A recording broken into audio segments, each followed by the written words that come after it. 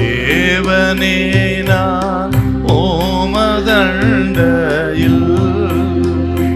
இன்னும் நெருங்கி சேர்வதே என் ஆவல் பூமியில்.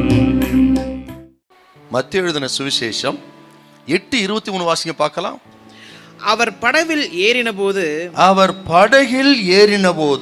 அவருடைய சீஷர்கள் அக்கறைக்கு போங்கள் என்று கர்த்தர் சொன்னார். சொல்லிவிட்டு அவரும் அவர்களோடு கூட படகில் ஏறினார். நீங்கள் போங்கள் என்று சொல்லிவிட்டு கரையிலே இருந்து விடவில்லை. நீங்கள் புறப்பட்டு போங்கள் என்று சொல்லிவிட்டு எப்படியாக போகட்டும் என்று கரையிலே இருந்து விடுகிற தெய்வம் அல்ல, அவர்களோட கூட படகிலே பிரயாணம் பண்ணினார். ஏன்னு கேட்டீங்கன்னா அவங்க விசுவாசம் ரொம்ப பலகீனமா இருந்தது. நான் சொல்றாரு அற்ப விசுவாசிகளேன்னு சொல்றாரு பாருங்க. விசுவாசம் பலகீனமா இருந்ததுனால இந்த இக்கட்டான சூழ்நிலையில அவர்களை சமாளிக்க முடியாது, ஆக சோர்ந்து போவார் என்று தெரிந்து தான் அவர் கூடவே கர்த்தர் சென்றார்.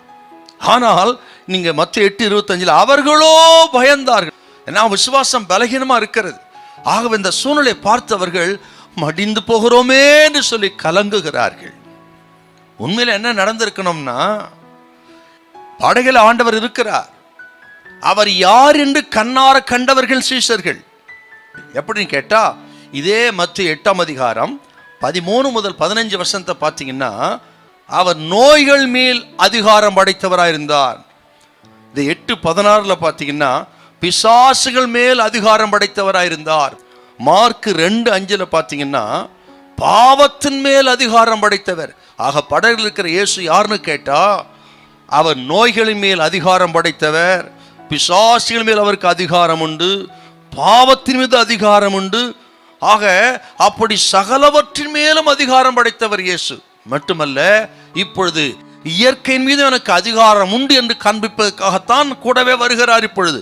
ஆனால் இத்தனை அற்புதங்களை பார்த்த ஆண்டவர், அதிகாரத்தை பார்த்த இவர்களோ பயந்தார்கள். ஆண்டவரே, நாங்கள் மடிந்து போகிறோம் என்று சொல்லி கலங்கினார்கள்.